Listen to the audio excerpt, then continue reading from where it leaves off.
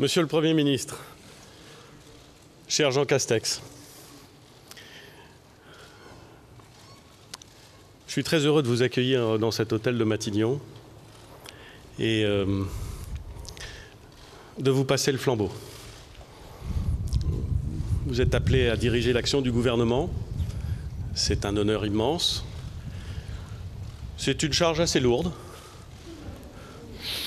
mais connaissant votre intelligence, votre connaissance fine du pays, votre sincère attachement à l'État, connaissant votre sens politique comme votre rigueur intellectuelle, je n'ai aucun doute sur le fait que vous saurez, face à des décisions qui sont parfois difficiles, prendre les bonnes décisions. Et je voudrais vous dire que je vous souhaite à la fois beaucoup de... je n'ai pas véritablement besoin de vous souhaiter du courage. D'abord parce que je sais que vous en avez, et ensuite parce que si vous n'en aviez pas, vous ne seriez pas là. Mais je vous souhaite très sincèrement beaucoup de réussite, beaucoup de succès, du succès pour vous bien entendu, mais surtout du succès pour notre pays qui n'est pas encore complètement sorti d'une crise sanitaire dont vous savez tous les aspects, tous les dangers, mais aussi toutes les mesures qui ont été prises pour lutter contre ces effets. Et notre pays qui a traversé cette crise sanitaire, qui a traversé d'autres crises, a besoin d'un esprit ouvert et d'une main ferme. Et je pense que vous avez cet esprit ouvert et cette main ferme. Permettez-moi, Monsieur le Premier ministre, au moment où je quitte cet hôtel de Matignon, de formuler quelques remerciements. Remerciements d'abord à l'attention du Président de la République, qui depuis plus de 3 ans m'a fait confiance et avec qui j'ai eu la très grande chance de pouvoir travailler dans des conditions de confiance, de fluidité, qui resteront toute ma vie comme 3 années assez exceptionnelles et d'une incroyable densité et d'une incroyable richesse. Je voudrais également remercier l'ensemble des membres du gouvernement. La passation de pouvoir à laquelle nous procédons a été rapide et ne m'a peut-être pas permis de dire à chacun d'entre eux l'estime, la reconnaissance, l'affection que je leur portais. Nous avons, avec eux, traversé des moments parfois difficiles, parfois heureux. Et j'ai vraiment pour eux, au moment où je m'exprime, un grand sentiment de reconnaissance. Je veux leur dire s'ils me regardent et s'ils m'entendent. Je voudrais également remercier, et vous vous en doutez, l'ensemble des parlementaires, au premier rang d'entre eux, évidemment les parlementaires de la majorité qui m'ont accompagné, m'ont soutenu, ne m'ont jamais manqué. Ils étaient et ils seront exigeants, ils étaient et ils seront déterminés à tenir les engagements qui ont été pris en 2017 par le Président de la République. Je veux très sincèrement les remercier et leur dire que, aussi longtemps qu'il me sera possible, je les aiderai. Je voudrais aussi profiter de l'occasion qui m'est faite pour remercier les autres parlementaires, ceux qui ne sont pas dans la majorité, ceux qui sont dans l'opposition. Une bonne démocratie impose une bonne opposition. Et l'opposition est nécessaire dans une démocratie. Elle est également exigeante, également déterminée. Et je veux remercier les présidents de groupe, mais au-delà, l'ensemble des parlementaires de l'opposition qui, en étant exigeants et critiques, nous ont probablement permis d'être meilleurs. Je voudrais remercier aussi tous les interlocuteurs avec lesquels j'ai eu la chance de pouvoir travailler. Être à Matignon, ça n'est pas simplement diriger l'action du gouvernement, c'est aussi avoir la chance de pouvoir faire des rencontres. Des rencontres avec des femmes et des hommes qui sont dans des situations de pouvoir ou d'influence, mais aussi avec des femmes et des hommes qui croient en leur pays, qui essaient de faire avancer leurs dossiers, leurs convictions, leurs idées, qui viennent à vous, parfois impressionnés par le poste de Premier ministre, mais au fond souvent désireux de parler avec l'homme ou la femme qui l'occupe. Et de telles rencontres, ces belles rencontres, j'en ai eu beaucoup pendant ces 3 ans et vous en aurez à ne pas douter pendant les mois et les années qui viennent. Ils sont parfois élus, maires de de communes de France, comme vous l'êtes, comme je vais le redevenir. Ils sont parfois responsables syndicaux. Et ils sont parfois simples, si j'ose dire, citoyens, mais citoyens à part entière, défendant leurs idées, voulant partager des choses avec vous. Et au moment où je vous parle, 1000 visages me viennent à l'esprit, un peu partout en France. Je voudrais saluer particulièrement les forces politiques de Nouvelle-Calédonie.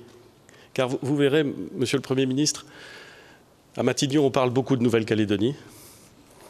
Et le processus extraordinaire, qui a été engagé en Nouvelle-Calédonie bien avant ce gouvernement et poursuivi par beaucoup de premiers ministres depuis Michel Rocard, est un processus fascinant, difficile, complexe, incertain encore.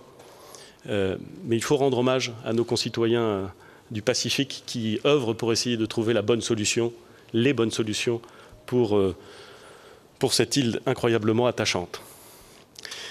Je voudrais, et vous le comprendrez aisément, Monsieur le Premier ministre, remercier très sincèrement également tous ceux qui m'ont accompagné ici à Matignon.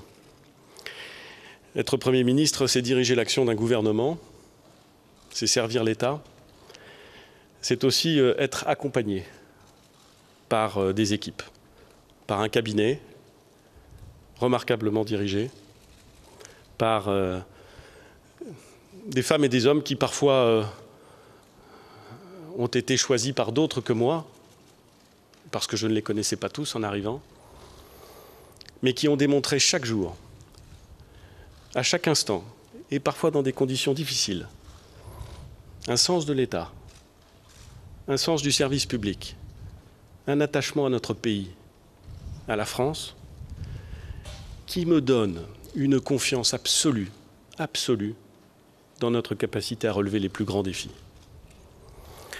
À tout cela, les membres de mon cabinet, les membres de l'administration qui font vivre Matignon, à tous les agents de l'État qui croient sincèrement à ce que c'est que le sens de l'État, et à tous nos concitoyens qui ont fermement ancré en eux la conviction que le civisme, ça n'est pas l'affaire des autres, et c'est le ciment des grandes nations.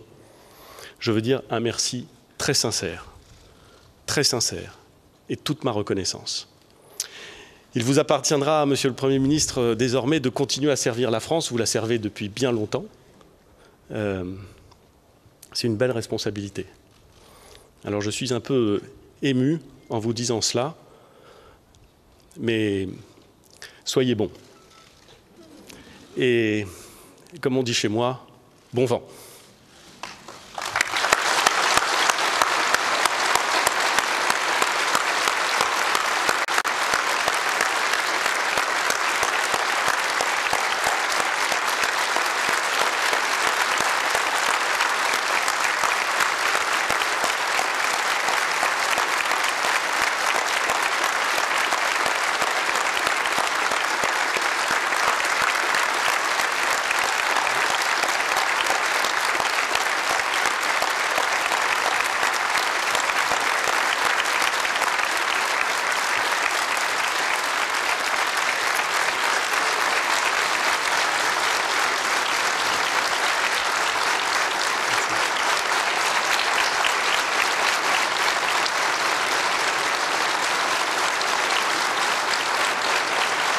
C'est beau.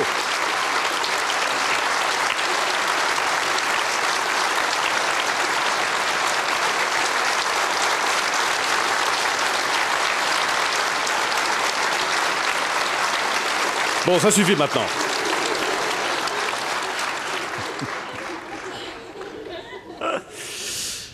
Monsieur le Premier ministre, cher Édouard, les 3 années que vous avez passées ici, à Matignon, à diriger l'action gouvernementale, resteront sans nul doute marquées dans l'histoire de notre pays. Vous me permettrez de commencer par la fin, puisque vous avez été le chef du gouvernement qui a dû affronter la plus grave crise sanitaire qui est affecté notre pays, bien sûr, l'Europe, le monde, depuis de très nombreuses décennies. Il se trouve aussi, Monsieur le Premier ministre, que c'est dans ces circonstances que vous avez bien voulu faire appel à moi pour vous seconder dans cet exercice, et notamment dans la phase dite de déconfinement.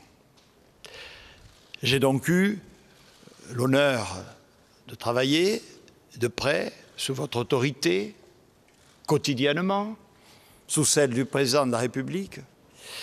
Et je voudrais tout simplement ici, publiquement, témoigner de l'engagement qui a été le vôtre, du souci constant de protéger nos concitoyens, d'expliquer la situation et les dispositions que celle-ci commandait. Vous l'avez fait toujours avec la clarté et la pédagogie qui ont caractérisé chacune de vos interventions. Bien avant la survenue de cette crise sanitaire, dois-je rappeler, Monsieur le Premier ministre, qu'à la fin de l'année dernière ou au début de l'actuelle, la France, notre pays, présentait l'un des taux de croissance les plus élevés d'Europe. Que le chômage, toujours trop élevé, bien sûr, était à son niveau le plus bas depuis 10 ans. Que le niveau des investissements était le plus élevé depuis 10 ans. Que la progression du pouvoir d'achat était la plus forte. Que vous avez engagé une baisse de la fiscalité parmi les plus vigoureuses depuis 10 ans. Tout ceci, mesdames et messieurs, ce sont des faits. On pourrait y ajouter les réformes structurelles que vous avez conduites. Et pour revenir à la période la plus récente, aux mesures que votre gouvernement a adoptées, les plus vigoureuses d'Europe, pour éviter que notre économie ne s'effondre, avec, rappelons-le aussi, une attention constante aux plus faibles et aux plus démunis. Tout ça, les Françaises et les Français l'ont vu. Ils ont appris à vous connaître. Je pense même, comme moi, qu'ils ont pu identifier un style Édouard Philippe. Hein, un style Édouard Philippe. Bon, comme un article de mode, mais... Oui, vous avez tout à l'heure parlé de courage, mais c'est une vertu essentielle. Non seulement en politique, mais surtout dans la direction des affaires de l'État. La clairvoyance, la hauteur de vue. En employant ces termes, je pense que chacun se reconnaîtra dans mes propos. Et enfin, pour ne pas donner un catalogue trop long, Monsieur le Premier ministre, vous n'aimeriez pas ça, l'élégance. L'élégance. Dans tous les sens de ce terme. Je mesure, cher Édouard, l'émotion qui est la vôtre dans la solennité de cet instant, comme chacun du reste imagine la mienne, au moment où je prends ces lourdes fonctions. Nous en avons souvent parlé ensemble Je sais que quelque chose vient atténuer cette situation, le fait que vous allez retrouver pleinement vos belles fonctions de maire, votre belle ville du Havre et tous ses habitants qui récemment encore vous ont témoigné leur affection et leur attachement dans un contexte que nous pourrions qualifier de difficile.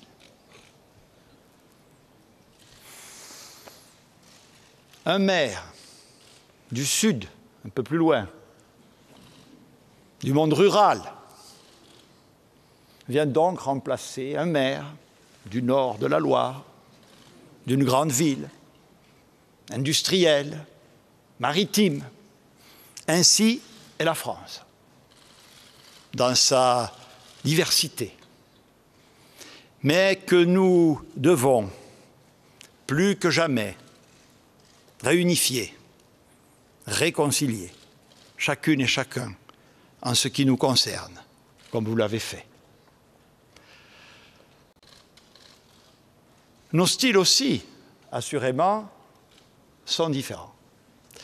Mais je voudrais, mesdames et messieurs, me permettre de revendiquer, avec Édouard Philippe, une communauté de valeurs.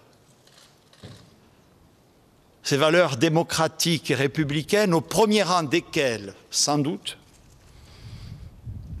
la conception suivant laquelle le service de l'intérêt général et de l'État doivent prévaloir sur toute autre considération.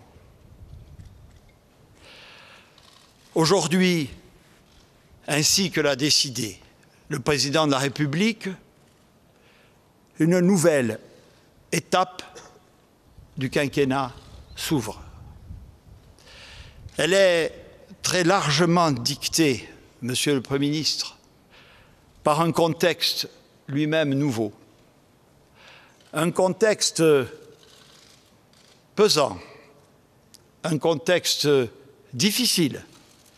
La crise sanitaire, vous l'avez dit, n'est malheureusement pas terminée. Les regards que nous pouvons porter à cet égard sur les pays qui nous entourent le démontrent. La crise économique et sociale, elle, est déjà là. Les priorités devront donc évoluer. Les méthodes devront donc être adaptées.